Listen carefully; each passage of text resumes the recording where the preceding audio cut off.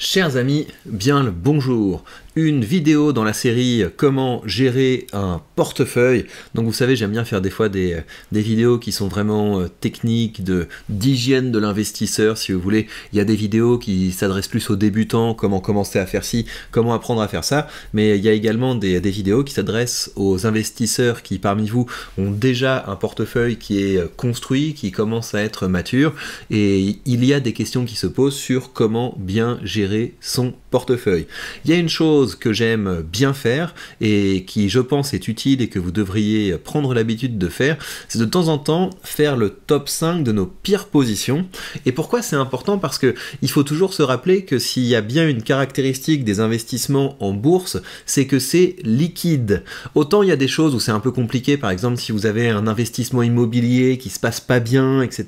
Là la question se pose, parce que vous savez que, vous allez vous demander, peut-être qu'il faut que j'ai des meilleures relations avec mon locataire, avec mon syndic ou je sais pas quoi, peut-être qu'il faut que je travaille sur ci ou sur ça, parce que l'immobilier c'est pas très liquide. Vendre un bien c'est compliqué, et puis vous allez prendre des impôts, des taxes, des frais dans tout genre au passage, c'est un processus qui prend du temps.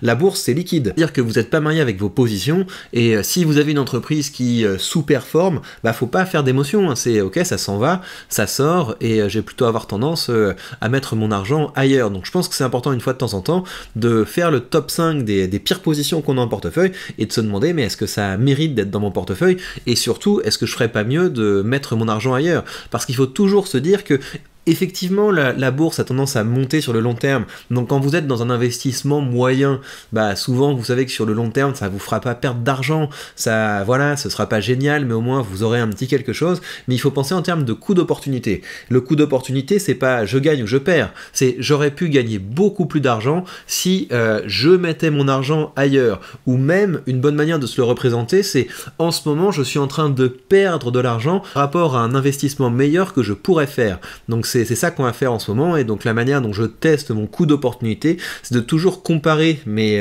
investissements par rapport à un investissement dans le SP500, donc quelque chose de crédible quoi. Le coût d'opportunité, oui, si j'avais investi dans je sais pas quel super truc qui a fait plus 200, etc.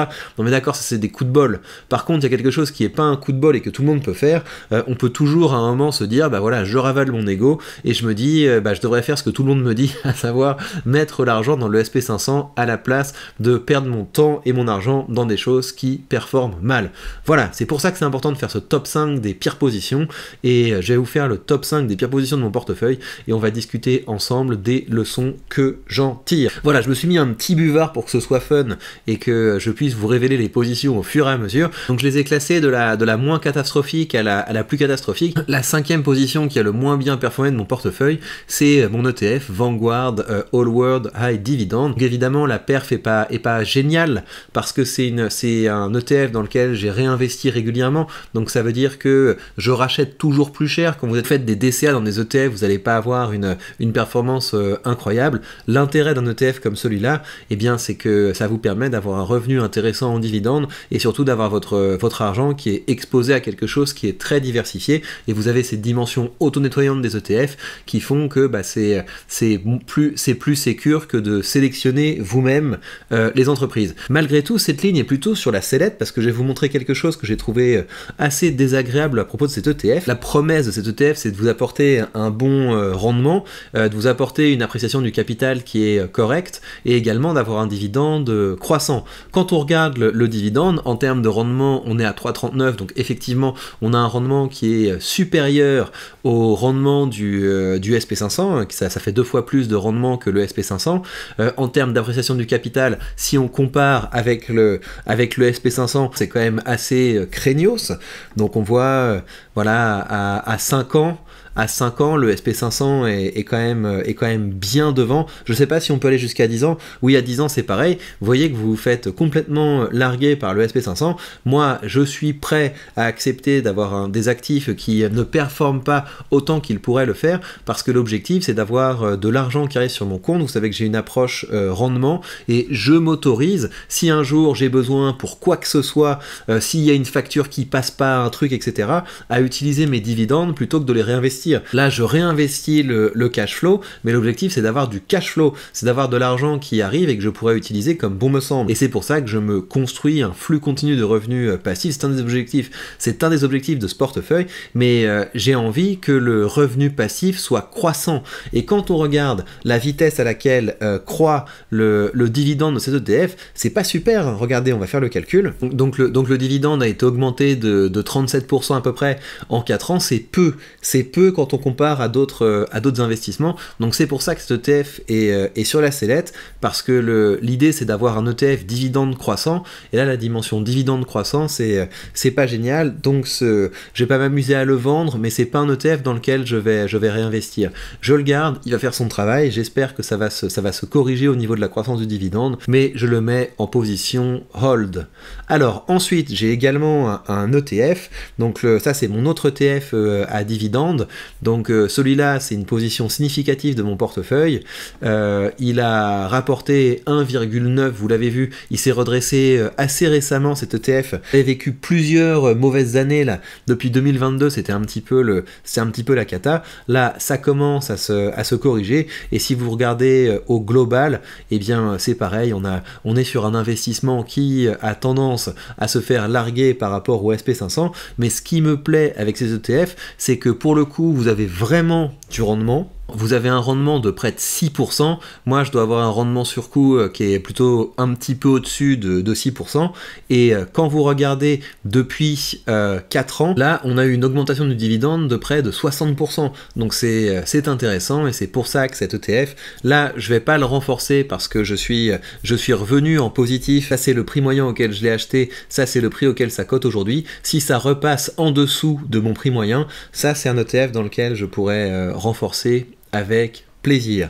En attendant, ça c'est un ETF qui me verse quelque chose comme 140-150 euros par trimestre, et donc c'est de l'argent que je peux, d'une part, je peux le réinvestir où je veux pour aller chercher plus de croissance, mais par ailleurs, c'est un petit chèque qui arrive et que je pourrais utiliser pour toute autre chose. Alors, en troisième position, des choses qui ont le moins bien performé dans mon portefeuille. Donc là, on passe en négatif en termes de plus-value latente, mais en termes de gains empochés jusqu'à présent, on est en positif parce qu'il y a les dividendes. Et donc les dividendes font que c'est quand même un actif qui m'a fait gagner un petit peu d'argent, mais là Realty Income a vécu un moment assez difficile. Évidemment, hein, quand vous êtes dans une entreprise comme ça, une entreprise comme Realty Income, c'est une entreprise qui pour sa croissance a besoin de régulièrement emprunter pour pouvoir acheter de nouveaux bâtiments. C'est comme ça que Realty Income a de la croissance, et avec des taux très élevés, c'est assez mauvais pour le secteur immobilier. Là je pense qu'on est repassé de l'autre côté avec les annonces de baisse des taux, on devrait retourner vers quelque chose d'un peu plus sympathique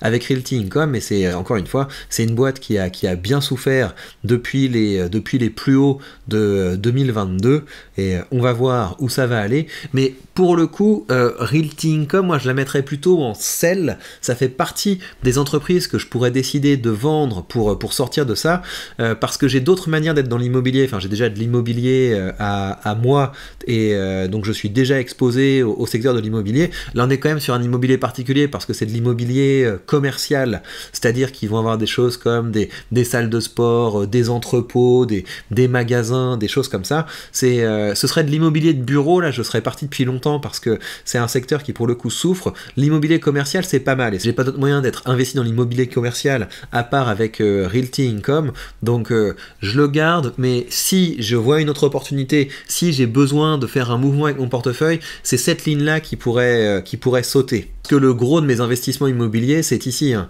C'est sur Realty que là je suis content d'investir régulièrement parce que ça fait vraiment le travail. On a les loyers qui arrivent tous les lundis, on peut bien se diversifier. D'ailleurs j'ai un peu d'IMO commercial avec Realty, enfin c'est tout petit, hein, mais il y a ça là dans ce bâtiment, je sais pas si vous voyez, mais vous avez des petits commerces en bas du bâtiment, et il y en a un autre autre, mais je vais pas arriver à le retrouver. Il y a un autre, il y a un autre bâtiment comme ça qui est du commercial. Mais en tout cas, voilà, je considère que j'ai une bonne exposition à l'immobilier, donc ça m'embêterait pas de sortir du secteur en vendant Realty Income. Quand on regarde l'historique du dividende, on voit que sur les dernières années, ils arrivent à l'augmenter, mais les augmentations de dividendes viennent de plus en plus symboliques.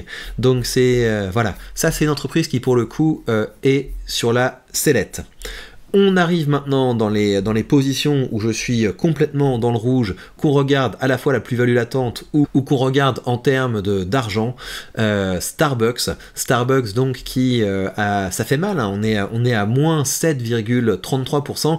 Après ça m'est arrivé d'avoir des positions dans mon portefeuille où j'ai fait moins 20, moins 25 et où après c'est reparti dans le vert. Je pense que ça va faire ça avec Starbucks. En fait la raison pour laquelle je reste dans Starbucks, c'est les finances. On est une entreprise qui est capable d'augmenter son chiffre d'affaires assez fortement. On a des marges qui sont solides. Après, au niveau des marges, si on compare avec un autre acteur du secteur, McDonald's, c'est mieux au niveau des marges. Avec McDonald's, on a des marges qui sont assez impressionnantes. Et donc, si un jour je devais faire un switch, ce serait pas impossible que je sorte de Starbucks pour entrer dans McDonald's. Ce qui me plaît avec Starbucks, c'est de belle croissance du free cash flow par action, et c'est également qu'ils ont été capables historiquement d'augmenter leurs dividendes très rapidement. La dernière augmentation c'était un peu plus faiblard par rapport à ce que Starbucks a délivré. Je crois que ils ont augmenté leurs dividendes de 8% je pense l'année dernière. Starbucks était plutôt capable de l'augmenter de 10-15%, donc on va voir ce qu'ils vont faire cette année. Je serai très attentif à ça, mais pour le moment c'est une entreprise dans laquelle je suis content d'être investi. Vraiment pour moi ce qu'on peut attendre d'un dividende croissant, d'une boîte à dividende croissant, on a un payout ratio qui a tendance à descendre avec le temps, et dans le même temps on a un dividende qui augmente. Mais voilà, personne n'est irremplaçable, mais pour le moment je suis content d'être investi dans Starbucks. Si je devais réinvestir quelque part, je serais beaucoup plus content de réinvestir mon argent dans Starbucks que dans Realty Income, parce que Starbucks je la considère aussi quand même comme une boîte qui a un beau potentiel de croissance, mais à voir. Finalement, l'entreprise qui a le moins bien performé de mon portefeuille, c'est STMicroelectronics. Donc on est à moins 8,5% en termes d'argent concret, ce que j'ai perdu. On est sur quelque chose qui ressemble à Starbucks. Et là, pour le coup, je suis très optimiste sur l'avenir de cette entreprise. Je suis aussi optimiste sur l'avenir du secteur. Je vous ai déjà montré hier STMicroelectronics, donc on va pas s'arrêter trop longtemps là-dessus. C'est une boîte qui a pas de dette. Le ROE est solide, et un ROE solide comme ça veut dire qu'il y a vraiment de la croissance, ça veut dire qu'ils sont capables de faire de l'argent avec leur argent. On a de belles marges, on a tout. En fait, j'aime vraiment les finances de cette boîte. Le bénéfice net par action, le free cash flow par action, le fait que le dividende soit hyper faiblard. On va voir s'ils vont finir un jour par l'augmenter. C'est pas quelque chose qui me gêne sur une boîte comme ça, parce que j'investis vraiment dedans pour la croissance. Par contre, encore une fois, personne n'est irremplaçable, et STMicroelectronics, c'est une boîte sur laquelle je vends des covered calls. Je pense que pour la prochaine échéance, je vais mettre des covered calls peut-être à 44 ou 45, donc au-dessus de mon prix moyen d'achat. Et si je sors de cette ligne STMicroelectronics, c'est pas quelque chose qui m'embêtera fondamentalement. Peut-être que je réinvestirai l'argent dans Total pour garder une exposition à de belles boîtes françaises, mais voilà, je pense qu'il va y avoir de la croissance avec STMicroelectronics, mais elle m'a déçu en fait par la volatilité. Il y a eu une telle volatilité sur STMicroelectronics quand même, quand je regarde les finances, je me dis bah oui, au bout d'un moment, ce sera un bon investissement, mais il faut toujours garder à l'esprit cette notion de coût d'opportunité. Et c'est pour ça que je vends des calls, c'est que moi ça m'embêterait pas de me dire, voilà, je prends mon billet sur STMicro et je réinvestis mon argent dans quelque chose qui fera moins le yo-yo. En somme, ça, cet ETF, je ne le recommande pas, il m'agace. Je trouve que la croissance du dividende est trop faiblarde, donc je ne réinvestirai pas dedans, mais je le garde en portefeuille, parce qu'il fera son travail de me donner comme ça pas un surplus de cash, mais je le réinvestirai ailleurs. Celui-là, je le garde et j'ai un sentiment plus positif que sur celui-là, que si le cours de cet ETF baisse en dessous de mon prix moyen d'achat, je serai prêt à renforcer. Realty Income est sur la sellette, c'est-à-dire que si à un moment je me dis voilà, j'ai besoin d'argent pour investir ailleurs, je pense qu'il y a une meilleure opportunité, Realty Income saute. Starbucks, ça fait partie de ces dividendes croissants, donc on est en hold, mais hold qui est pas loin de sell, c'est-à-dire que je pourrais me dire, quitte à avoir un dividende croissant, je pourrais décider de sortir de Starbucks pour mettre l'argent dans McDonald's à la place pour rester exposé au secteur. Et finalement ST Microelectronics, je ne le vendrai jamais dans le rouge. Par contre, je pourrais décider, la prochaine fois qu'il repasse dans un territoire positif, de prendre mes bénéfices et de les réinvestir ailleurs. En attendant, j'encaisse de l'argent avec la vente de call. Et bien voilà pour cette revue des pires performeurs de mon portefeuille. Je vous rappelle que si vous voulez commencer à investir avec un courtier qui vous donne entre les mains tous les leviers de la liberté financière, c'est un courtier que j'ai depuis longtemps, qui ne m'a jamais déçu. C'est le courtier avec lequel j'ai commencé à investir il y a 4 ans. Je l'ai conservé et j'ai bien fait en fait, parce que il y a des courtiers, quand vous commencez à devenir un investisseur un petit peu plus confirmé, vous vous rendez compte qu'ils ne vous donnent pas entre les mains tous les leviers de la liberté financière. En l'occurrence, beaucoup de courtiers ne vous permettent pas de vendre des options pour augmenter le rendement des positions que vous avez en portefeuille. Je vous montrerai tout ça plus précisément, je pense que ce sera lundi prochain, pas ce lundi-là, celui d'après, où on se fera un épisode bilan sur les options après l'échéance. Vous voyez, j'ai beaucoup d'options qui ont une échéance au 19 janvier, donc je vous ferai l'épisode du challenge options. Je vous montrerai comment j'essaie d'augmenter le rendement de mon portefeuille grâce à la vente d'options, et on commencera à documenter précisément tout ce que ça rapporte. Donc avec ce courtier, vous pourrez acheter des actions partout dans le monde, vous pourrez acheter des ETF au meilleur coût, et vous pourrez également vendre des options, pourquoi pas, pour augmenter la performance de votre portefeuille. Et vous pouvez rejoindre ce courtier avec le lien affilié que vous avez sous cette vidéo. Et ce qui est bien, c'est qu'avec mon lien affilié, vous bénéficierez de 100 € de frais de courtage remboursés, ce qui vous permettra d'ouvrir vos premières positions de façon tout à fait indolore. Si vous voulez plus de contenu, du contenu où je détaille mes investissements, vous pouvez rejoindre la page Patreon. Vous avez notamment toute la série sur le portefeuille Alpha, où vous avez plein de vidéos dans lesquelles je documente une autre aventure d'investissement, la construction d'un autre portefeuille. Et sur la page Patreon, vous avez également les FAQ, vous avez également les mini-guides et documents, notamment si vous voulez apprendre à utiliser les options. Vous avez 2 mini-guides qui y sont consacrés, donc à télécharger ici. Et sinon, vous avez la série Entreprendre en France, où je vous montre comment on peut construire et faire grandir un side business pour augmenter l'argent que vous avez à investir. Le tout ne coûte que 3 € par mois, à savoir le prix d'un café. Et bien voilà, chers amis, prenez bien soin de vous et on se retrouve très vite pour de prochaines news.